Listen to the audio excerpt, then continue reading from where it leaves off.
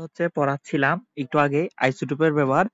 তখন সেখানে বললাম হচ্ছে বিটা রশ্মি মানে হচ্ছে বেসিক্যালি ইলেকট্রনটা বের হওয়া কই থেকে? নিউক্লিয়াস থেকে। নিউক্লিয়াস থেকে নিউক্লিয়াস থেকে নিউক্লিয়াস থেকে। আচ্ছা, এটার মানেটা কি? তোমাদের আমি তখন হয়তো বুঝাইছি, আমার পরে মনে হচ্ছে তোমরা অনেকেই প্রশ্ন করবা, ভাইয়া এটা বুঝি না, এটা একটু আবার বুঝাই দেন। তো যার কারণে এই ভিডিওটা করা। ঠিক আছে, তো দেখো নরমালি হয় কি, নরমালি এটা হচ্ছে নিউক্লিয়াস। ঠিক আছে, সেই নিউক্লিয়াস বান্দা এটা হচ্ছে কি নিউক্লিয়াসের চারপাশে এটা কক্ষপথ, এগুলা কি কক্ষপথ। তাহলে এই নিউক্লিয়াস বান্দার মধ্যে দেখবা কি আছে ভাইয়া, এই নিউক্লিয়াস মধ্যে প্রোটন আছে, এখানে নিউট্রন আছে, আর এখানে ইলেকট্রন গুলা এখান বরাবর থাকে, এখান বরাবর ঘোরাফেরা করে।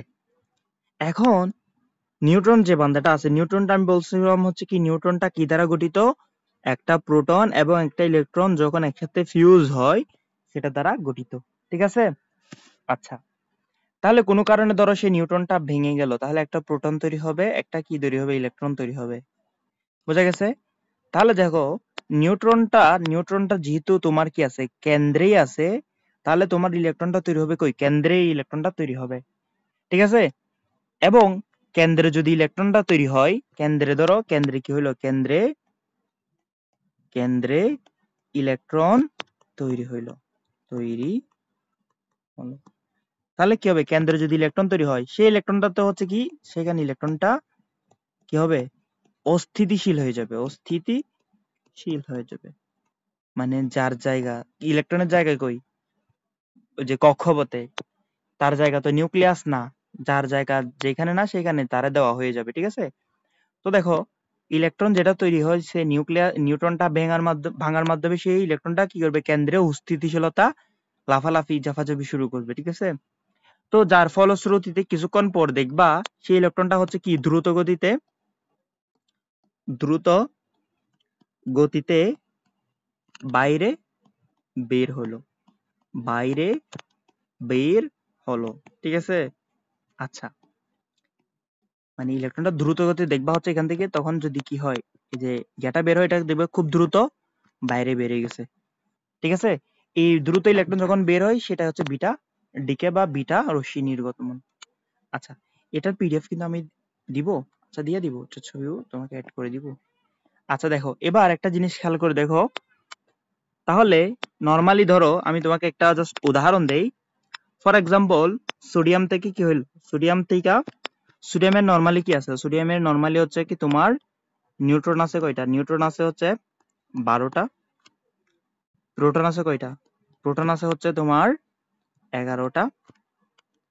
ঠিক আছে, ইলেকট্রন আছে 11টা। তাহলে যখন এটা থেকে কি হবে? বিটা ক্ষয় হবে, বিটা যখন হচ্ছে বিটা ক্ষয় হবে, বিটা রশ্মি যখন বের হবে, ক্ষয়। ঠিক আছে, বিটা রশ্মি যখন বের হবে তখন কি হবে? আমার সোডিয়ামটার মধ্যে দেখো, আমার এইটার মধ্যে তোমার কি হবে? নিউট্রন সংখ্যা একটা কমে যাবে না? নিউট্রন ভেঙে গেছে না? তাহলে নিউট্রন এখন কয়টা? 11টা। আচ্ছা, প্রোটন কয়টা ভাইয়া? প্রোটন হচ্ছে কি, দেখো নিউট্রন যেহেতু একটা ভাঙছে, সেই নিউট্রনটা ভাঙার মাধ্যমে প্রোটন একটা তৈরি করছে, একটা ইলেকট্রন তৈরি করছে, তাহলে একটা প্রোটন বেড়ে গেছে না নিউট্রন ভাঙার মাধ্যমে? তাহলে আগে প্রোটন ছিল কত? 11, এখন হয়ে গেছে 12। ঠিক আছে, আচ্ছা, ইলেকট্রন এখন কয়টা? তুমি বলবো ভাইয়া 12টা। ঠিক আছে, হ্যাঁ ইলেকট্রন কিন্তু 12টা, কিন্তু ভাইয়া তৈরি হয় হচ্ছে, থাকে কয়টা? থাকে হচ্ছে দিন শেষে থাকে হচ্ছে 11টা। 11টা।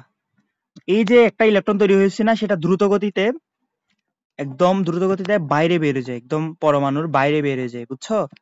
বাইরে চলে আসে, এটা কক্ষপথে থাকে না, এটা একদম পরমাণু থেকেই বাইর হয়ে যায় তখন। তাহলে ইলেকট্রনটা আর থাকে না, তাহলে ইলেকট্রন তোমার কয়টা? 11টা। প্রোটন 12টা, নিউট্রন 11টা।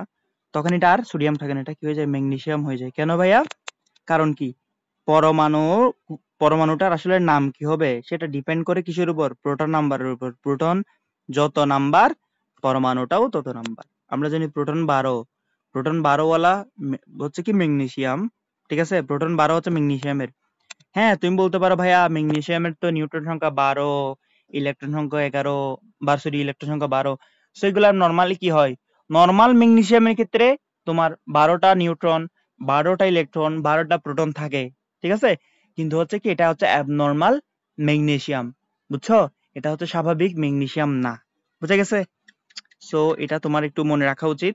তাহলে তোমার এখান থেকে যদি কখনো প্রশ্ন আসে যে এটা থেকে তোমার ভার্সিটিতে এমসিকিউ আসে, খুব ছোট কনসেপ্ট কিন্তু, যেমন তোমার এখান থেকে একটা প্রশ্ন আসবে যে কার্বন, কার্বন হচ্ছে 12, এটা হচ্ছে কি করছে, বিটা ক্ষয় করছে, তাহলে এখান থেকে এক্স তৈরি হয়েছে, তাহলে বলবো হচ্ছে এক্স এর প্রোটন বের করো, এক্স আইডেন্টিফাই করো, তখন তুমি কি করবা, তুমি চিন্তা করবা যেহেতু বিটা ডিকয় তাহলে কি হবে, 13 হয়ে গেছে, 13-এর মধ্যে কি আমরা জানি হচ্ছে কার্বন, যে 13 নাম্বার হচ্ছে কি, কি বলতেছি, দূর, কি বলতেছি, আহ তোমার কার্বন হচ্ছে কি 12 না, কার্বন হচ্ছে 6, ভর হচ্ছে 12, যে ঠিক আছে, কার্বন হচ্ছে 6, তাহলে এখন কি হয়ে যাবে, 7 হয়ে যাবে, 7 মানে কি নাইট্রোজেন, বুঝা গেছে?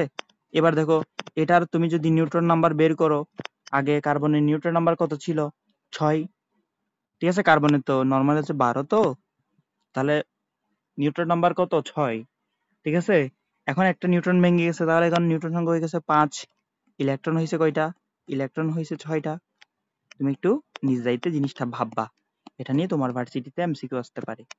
তো খুবই ইজি কনসেপ্ট, তোমাদের একবার বুঝিয়ে দিলাম, যদি এবারও না বুঝো সমস্যা নেই ভাইয়া, তুমি আমাকে আবার প্রশ্ন করবা, আমি আবার উত্তর দিব, ঠিক আছে?